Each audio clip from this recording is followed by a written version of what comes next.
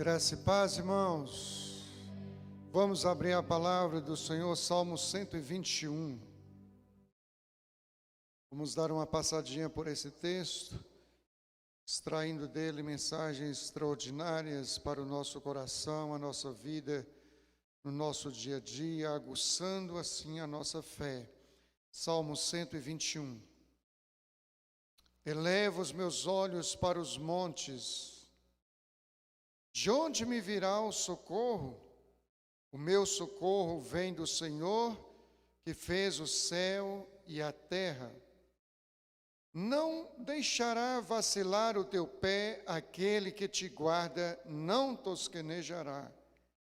Eis que não tosquenejará, nem dormirá o guarda de Israel. O Senhor é quem te guarda. O Senhor é a tua sombra à tua direita. O sol não te molestará de dia, nem a lua de noite. O Senhor te guardará de todo mal. Ele guardará a tua alma. O Senhor guardará a tua entrada e a tua saída desde agora e para sempre. Amém. Amém. Meus queridos, todos nós, indistintamente, em algum momento da nossa vida, nós precisamos, nós necessitamos, nós carecemos de socorro. Eu poderia dizer assim, menos eu. Não é verdade. Todos nós precisamos. Em alguma área da nossa vida, nós precisamos. Você precisa e eu também preciso. Às vezes é na área emocional, às vezes é sentimental, às vezes é espiritual, às vezes é física, às vezes é social. Em alguma área nós precisamos, às vezes é até financeira. Nós precisamos de um socorro. Nem que seja às vezes de um dinheiro de pagar um ônibus. E às vezes não é nem porque não temos, mas porque naquele momento nós não temos. Não tem um Pix, não tem como ser um Pix, não tem como ser um cheque, não tem como trocar. De alguma forma, em algum momento, em alguma área, nós precisamos de socorro.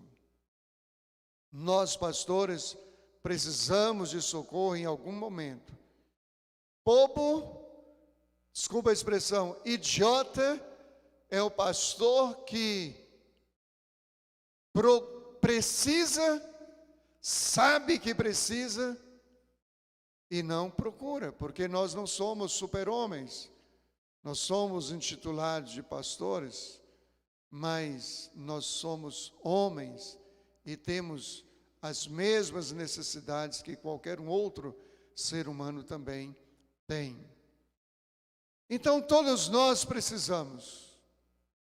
E tem mais um detalhe, igreja, que se nós, no momento em que precisamos de um socorro, o nome é socorro, se nós não procurarmos, alguma coisa ruim poderá acontecer. Alguma tragédia até pode acontecer. Tem gente que precisa de um socorro, que se não tiver naquele momento,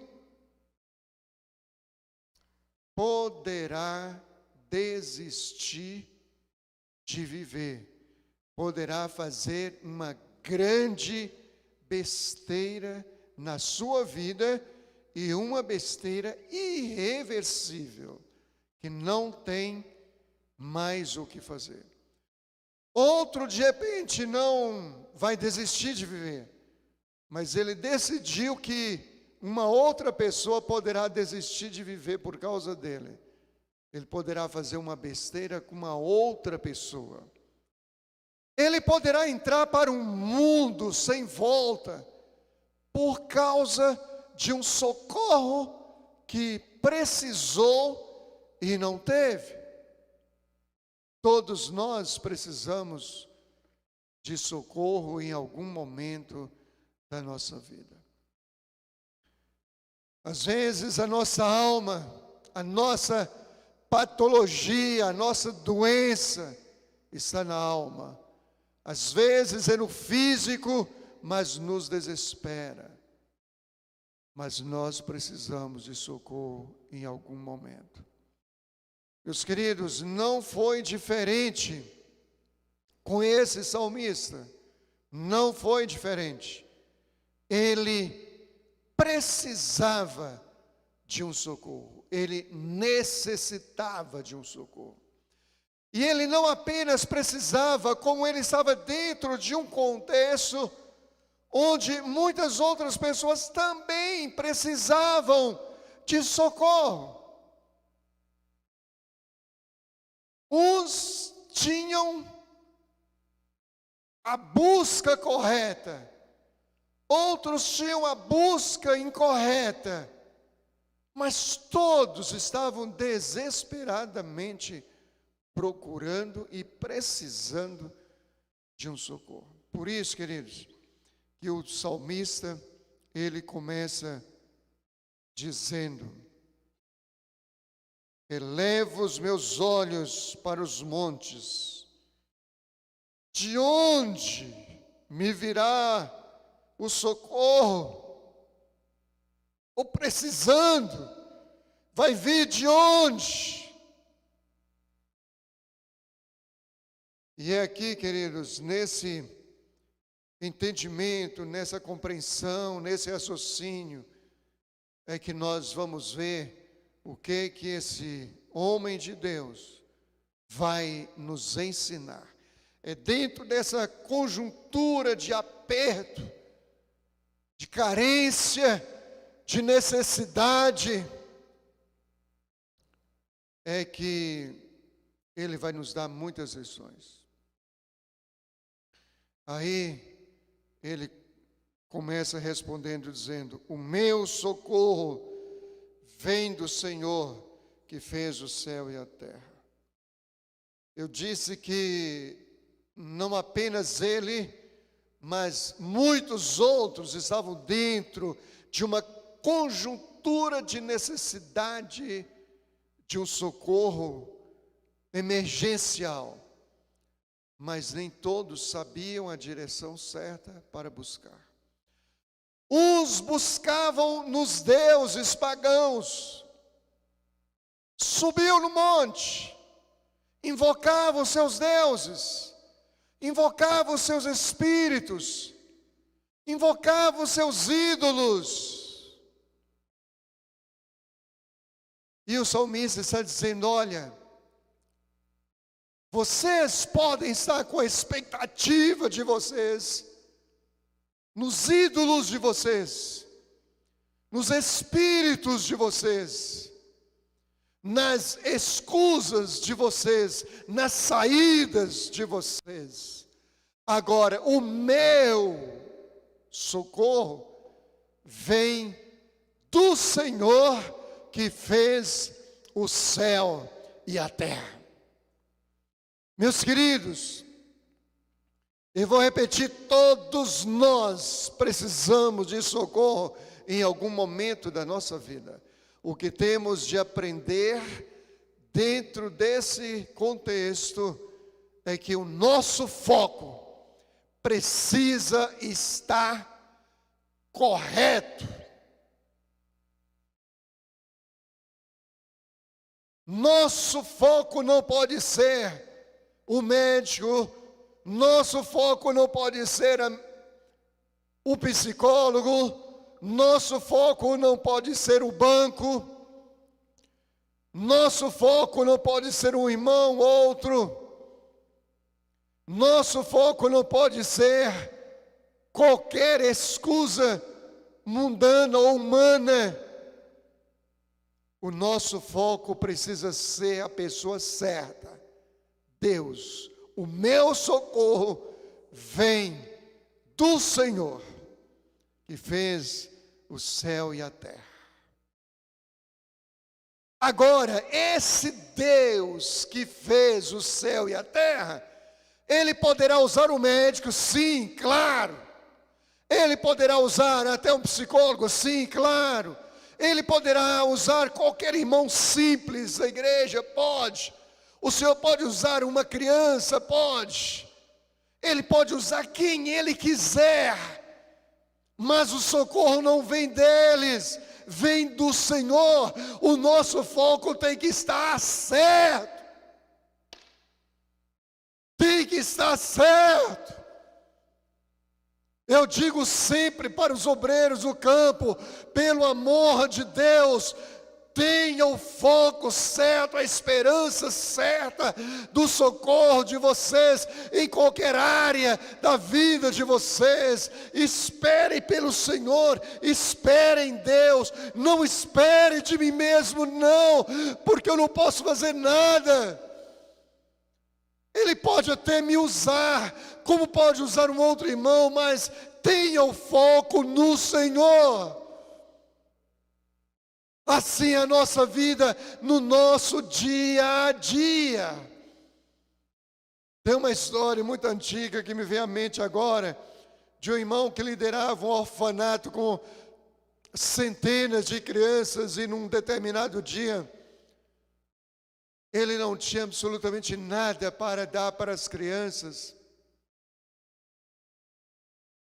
E ele reuniu as crianças como de costume ao redor da mesa e disse: vamos orar para agradecer o café da manhã. Mas que café, tio? Ninguém tem café. Vamos orar e vamos agradecer. E quando estava orando, alguém jogou zombeteiramente um saco de pão pela janela. Quando eles terminaram de orar, lá estava o saco de pão. E ele disse: está vendo, filhos? Está vendo, crianças? Que Deus mandou, que Deus manda. Por isso a gente tem que agradecer. E aí alguém gritou de lá: que nada, foi eu quem joguei aí. E ele disse: pode até ter sido o diabo quem trouxe, mas foi Deus que mandou. O nosso foco tem que estar certo no Senhor. O meu socorro vem do Senhor, e não é o Senhor de vocês, qualquer um, qualquer ídolo de vocês. O meu Senhor é aquele, é um definido, aquele que fez os céus e a terra. E aí, queridos, ele vai baixando a sua descrição a respeito desse Deus e diz: Ele não permitirá, não deixará vacilar o teu pé. Queridos, eu acho isso tão profundo,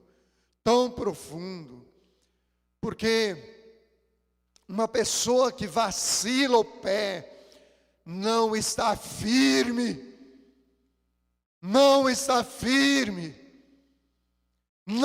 definida.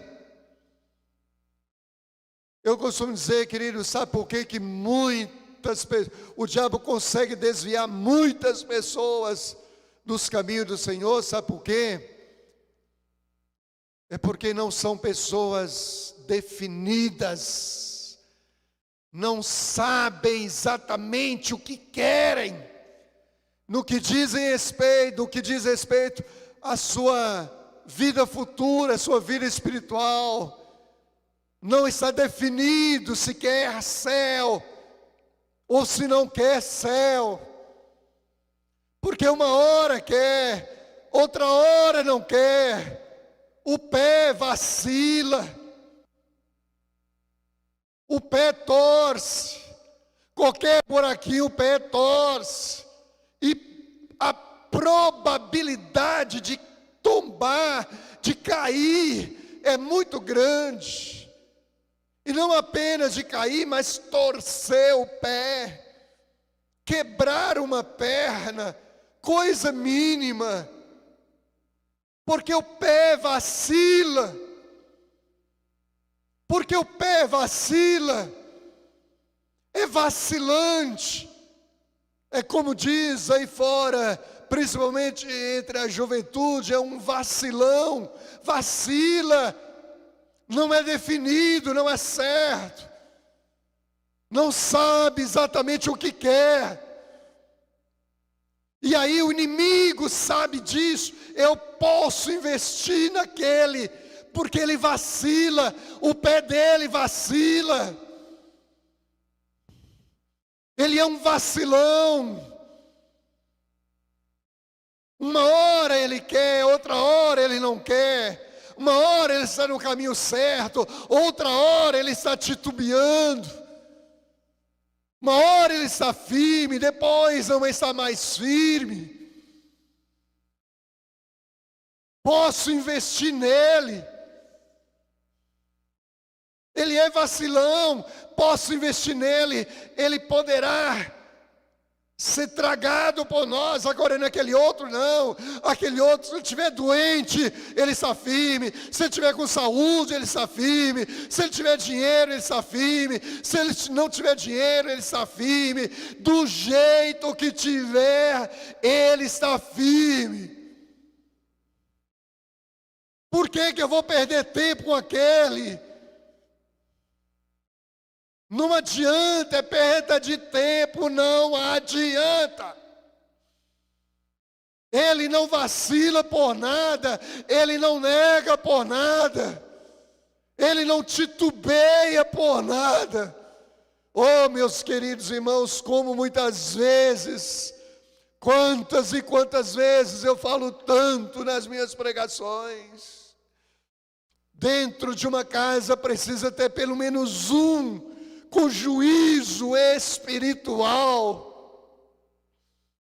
Pelo menos um que não seja vacilão, que não vacile o pé, que não tropece em pequenos obstáculos, buracos, e cai, quebra o pé, quebra a perna, machuca a cabeça.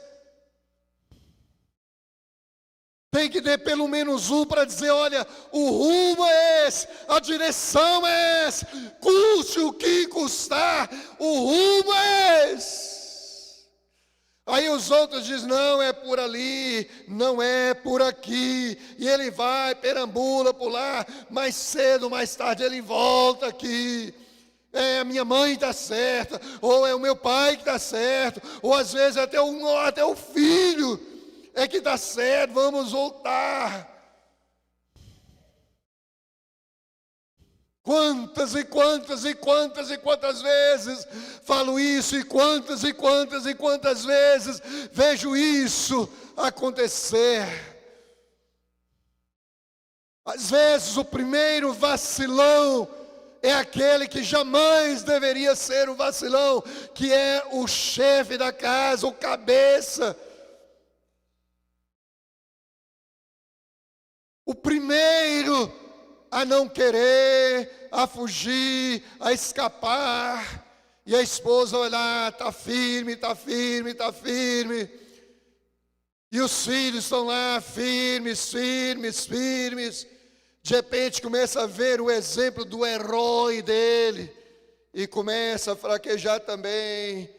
De repente é meu pai que está certo, meu pai que está certo, e vai, de repente fica lá, só a mamãezinha lá, a esposa lá, sofrendo, sofrendo, sofrendo. De repente está todo mundo no caminho da perdição. Quantas vezes já vi isso na minha vida, e quantas vezes prego isso. Pelo menos um na casa tem que ser firme, tem que saber o que quer, não pode vacilar.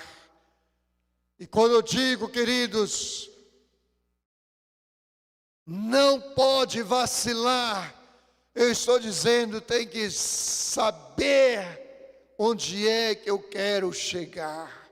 Eu quero chegar no céu. E a minha referência chama-se Deus, chama-se Jesus, chama-se Espírito Santo e chama-se Bíblia Sagrada.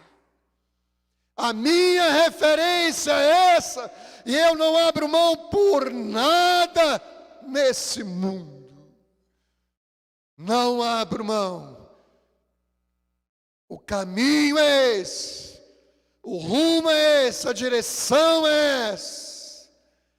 Porque se a minha referência for Deus e a palavra de Deus, esse mesmo Deus não vai permitir que os meus pés vacilem. Ele não deixará que os meus pés vacilem. Mas esse Deus que fez os céus e a terra precisa ser mesmo o meu Deus.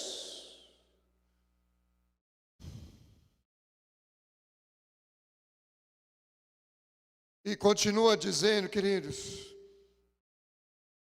aquele que te guarda não tosquenejará.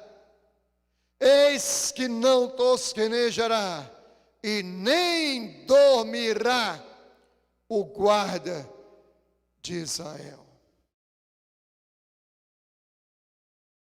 Significa que o Deus, esse Deus, que quando Ele é o meu Deus, Ele não permite sequer que o meu pé vacile. Esse Deus nem cochila assim, ó, como os guardas dos prédios, das empresas, das entradas, das saídas, nas altas madrugadas, cochilam.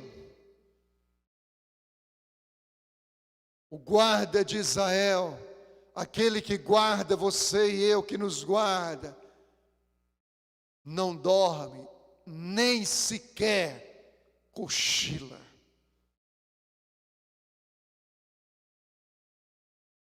Conheci uma irmã que acabou se tornando minha amiga.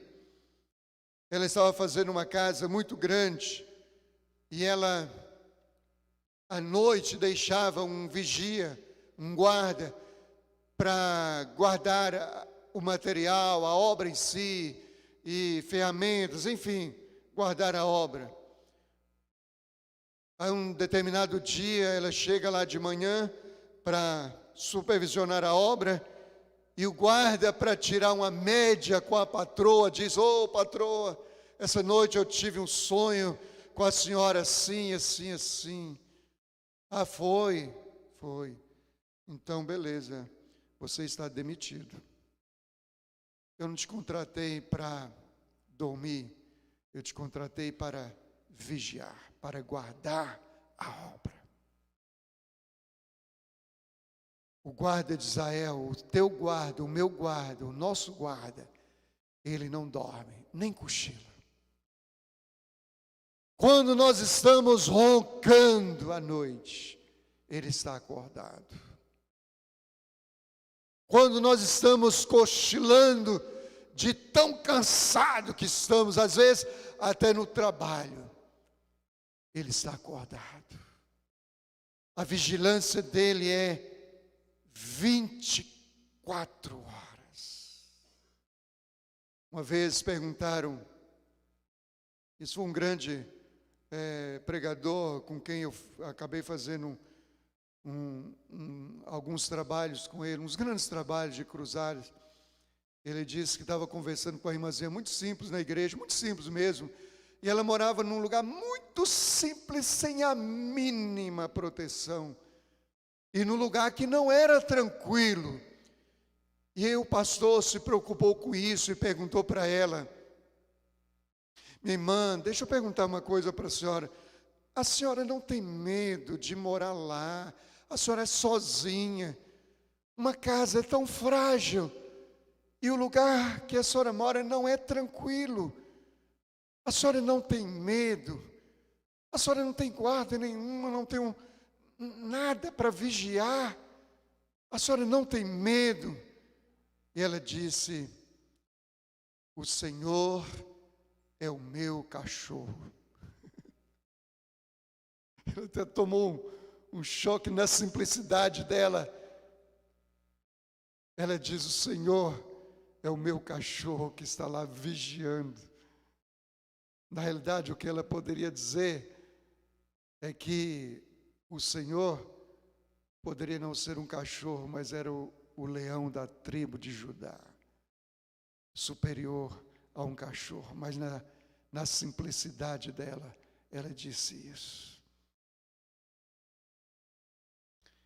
Uma outra historinha que eu conheço também, que me impactou muito quando eu soube, história real, fato. Uma irmãzinha similar a essa, morando num lugar similar a esse, uma casa similar a essa, que se empurrasse, cairia. Determinada noite chegaram três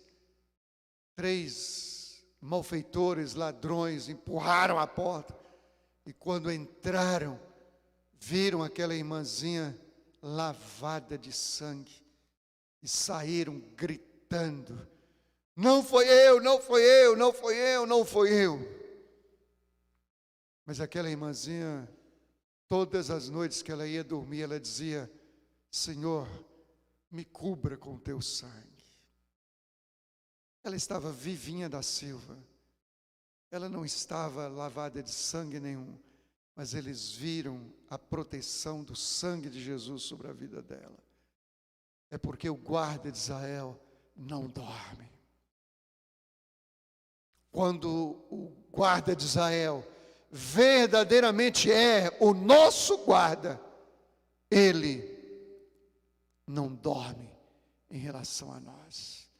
E aí continua dizendo, queridos: o Senhor é quem te guarda, o Senhor é a tua sombra, a tua direita.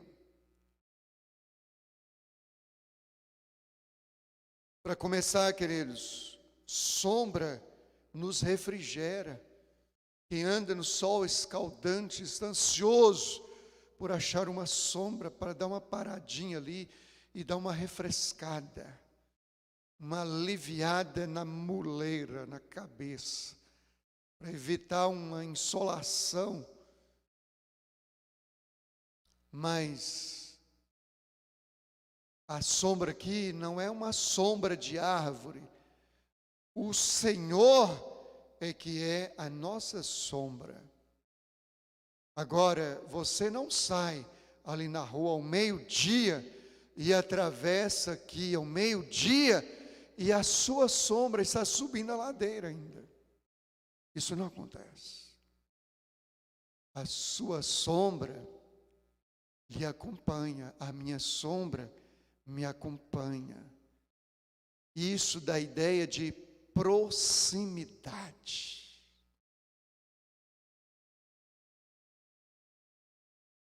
Deus não está lá no Japão e nós aqui.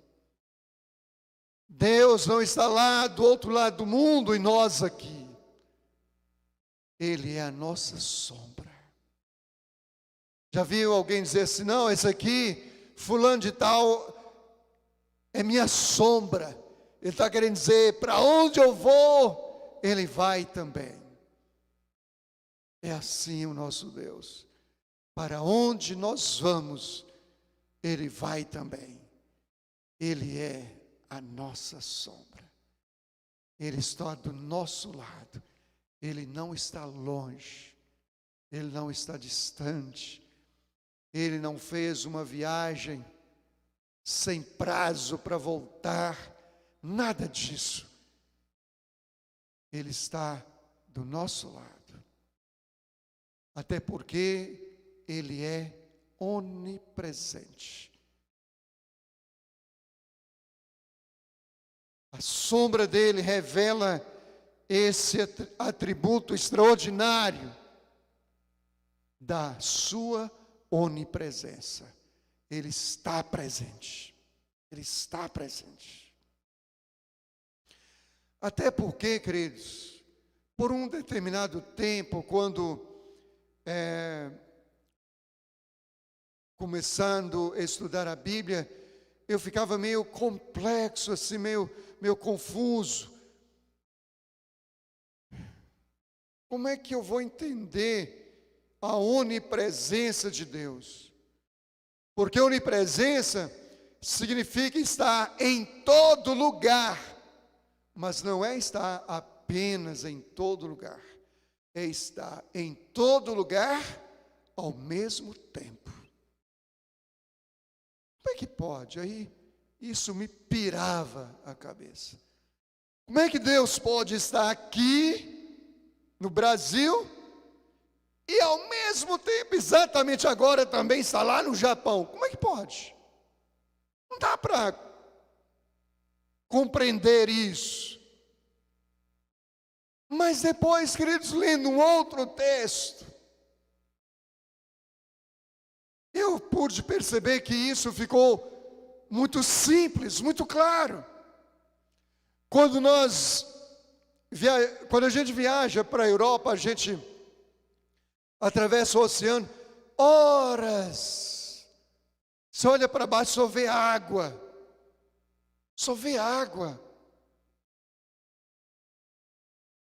E aí você olha um texto na Bíblia e diz que ele coloca toda a água do universo na concha da sua mão.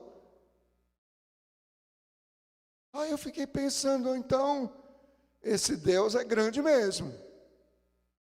Esse Deus é maior do que o espaço entre o Brasil e o Japão todo. O universo é uma bola. Deus senta sobre essa bola. Ele é maior do que a bola do universo todo. Ele está presente no universo inteiro ao mesmo tempo, porque Ele é infinitamente maior do que o universo inteiro. Ele é a nossa sombra, está do nosso lado.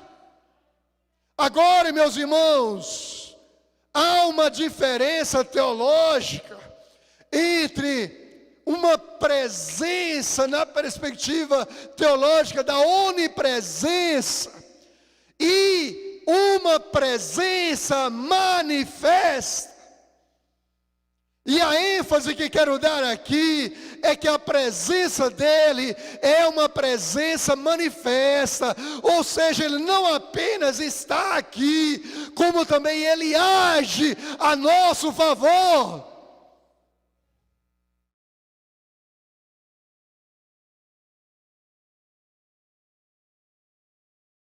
Ele se move a nosso favor.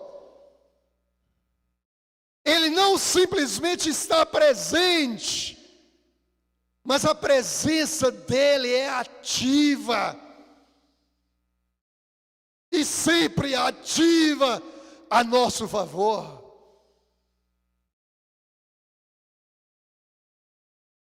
O Senhor é a tua sombra, à tua direita, e continua para o final. E diz: o sol não te molestará de dia, nem a lua de noite.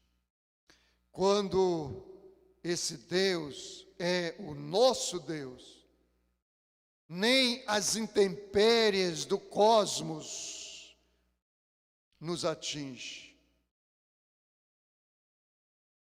nem o sol nos molesta de dia, nem a lua de noite.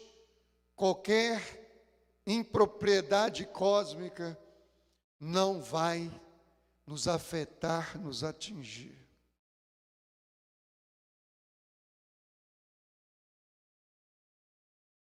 porque é promessa dele. Foi ele quem criou o céu, a terra, a lua, todos os luminares. Foi ele que criou o cosmos todo.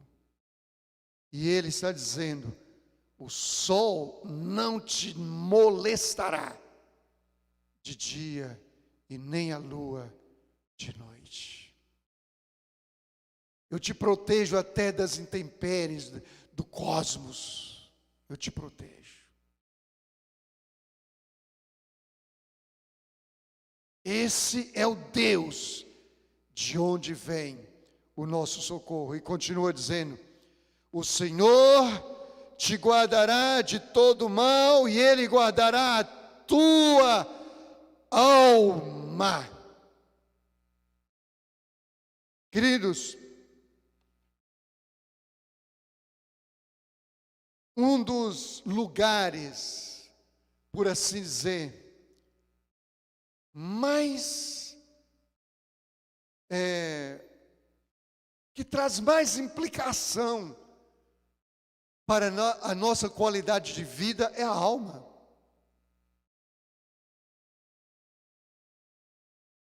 A alma, que é representada pela mente e pelo coração, é a sede dos sentimentos.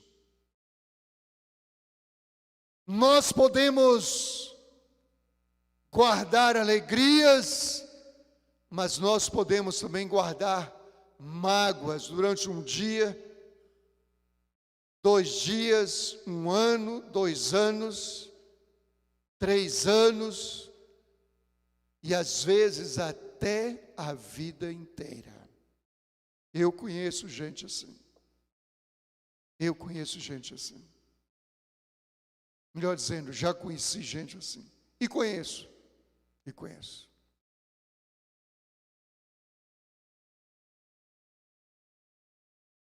Porque essa patologia almática, essa doença da alma,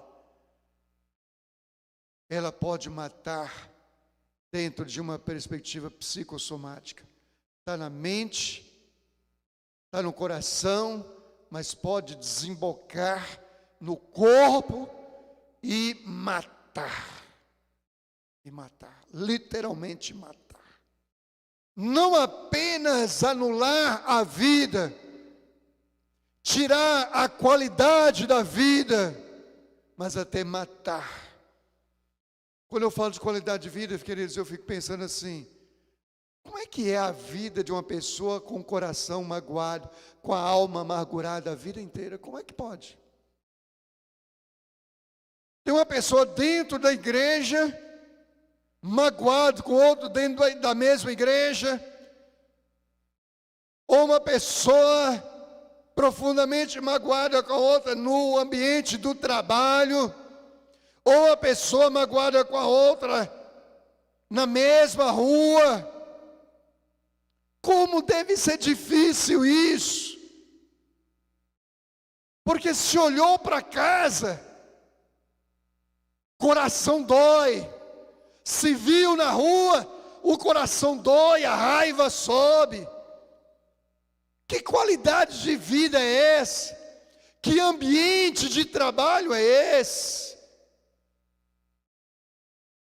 Que qualidade de vida é essa?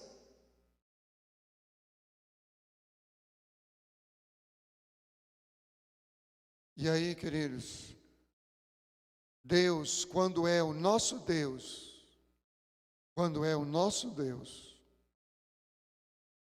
Ele diz que guarda a nossa alma, protege a nossa alma. Fiquei com raiva de fulano de tal? Fiquei. Mas Deus é o meu Deus. Senhor, em nome de Jesus, tira isso da minha vida, saia em nome de Jesus. Não vou carregar isso. Não vou beber veneno para o outro morrer. Não vou, em nome de Jesus. Saia da minha vida. Porque a mágoa, queridos, ela tem raízes. Cria raízes de amargura. Quando cria raiz, cresce a árvore e produz os frutos. E esses frutos só Deus sabe quais são. Venenosos com absoluta certeza. Mortíferos, possivelmente. Eu tenho um testemunho para dar para os irmãos, só que eu vou falar depois que encerrar a live. Nesse ponto, de que o Senhor guarda a nossa alma. E para o final, ele diz: o Senhor guardará a tua entrada e a tua saída.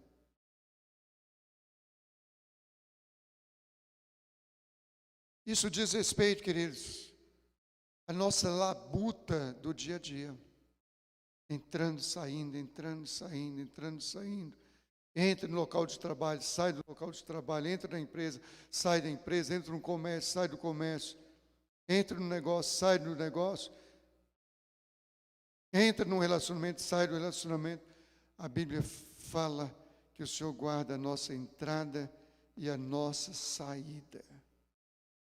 O Senhor nos guarda nos nossos empreendimentos, para não fazermos besteiras.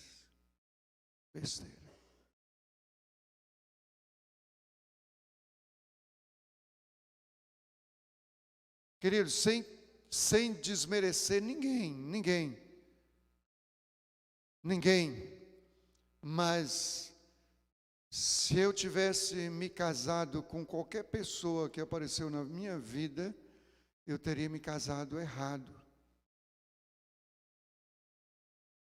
Porque com 16 anos eu queria me casar.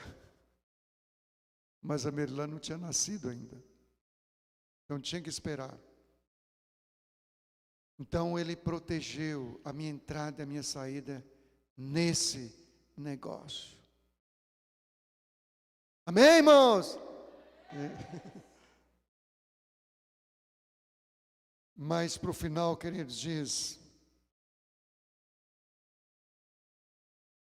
o Senhor guardará a tua entrada, a tua saída, desde agora, ou seja, a partir de agora, e para sempre. Ou seja, não é uma semana, não são 2 semanas, um mês, não. Essa proteção, esse cuidado, esse zelo de Deus, ele começa aqui, agora, vai até o final da nossa vida. Mas ele tem implicações eternas. Começa aqui, vai até o final da nossa vida, até a nossa entrada gloriosa à presença eterna de Jesus Cristo Nazareno. Aleluia! E essa é a grande vantagem dessa vida com Deus em relação a qualquer uma outra vida aí fora. Como alguém deu testemunho, acho até que foi o pastor Márcio, na escola dominical, alguém diz: pai, não, foi o pastor Levi, deixa essa vida de crente para lá, rapaz, que é isso? É porque ele não entende. Essa vida com Deus, ela não é só boa aqui, desde agora, mas ela tem implicação eterna. Qualquer uma outra coisa supostamente boa aqui na terra não implicará na nossa boa qualidade de vida quando sairmos da terra. Mas quando é o Senhor, tem implicação aqui e adentrará na glória eterna. A graça do Senhor Jesus, o amor de Deus o Pai, a comunhão, as consolações e uma presença poderosa do Espírito Santo do Senhor venham sobre essa igreja e venham sobre a igreja do Senhor Jesus na terra, hoje e pelos séculos dos séculos. Aleluia. Amém. Amém.